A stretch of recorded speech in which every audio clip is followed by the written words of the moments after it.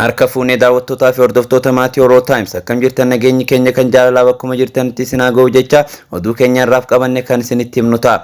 Ammaduma sagantaa keenyatti nu wajjin turaan affeerraa keenya jecha gamanuma warroonni YouTube keenyaaf haaraa taatan YouTube keenya subscribe gochuudhaan maatii nuuf ta'an dhaamsa keenya jecha viidiyoo keenyaas like share gochuu hin dagatinaa.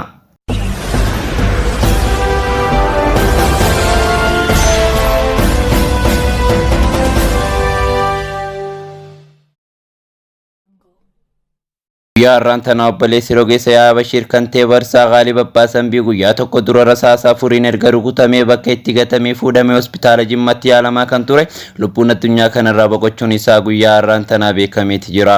Namni baduu tokko hin qabne sababa obbaleessi isaa mootummaa nama nyaataa biyyoota kaasaa ittiin durfamu kana balaaleffatuuf jecha haala hubaachuuf jecha gocha gara jabeenyaa akkanaa kana irratti raawwataniiru.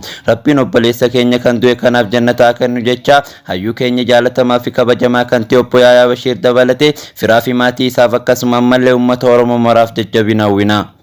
Gamanumaan qeerroon Oromoodhaa bakka maratti Oromiyaa baafii amma dhiyaatti kaabaa fi kibbatti guyyaa har'aan tanaattis labsii xumura diddaa gabrummaa kan guyyaa lammaffaatti haala gaarii ta'een hojiirra oolaa jira.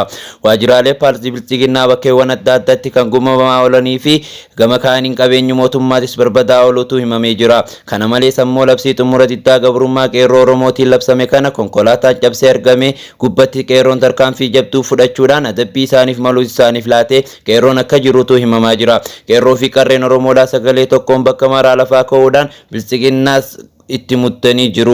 Haa ta'u malee qeerroo fi qarreen Oromoodhaa bifa kanaan labsii xumura diddaa gabrummaa kana haala gaariin hojiirra oolchan mootummaan kun hayyoota Oromoodhaa kan akka obbo Jawaar Mohammadii fi Baqqalaa Garbaa Jaallabdii Raggaasaa dabalatee hidhamtoota siyaasaa baay'ee mana hidhaa keessatti rakkisaa jiru kana hidhaa keessaa baasee isaanii wajjin marii gaggeessuun isaa waanuma hin oolle.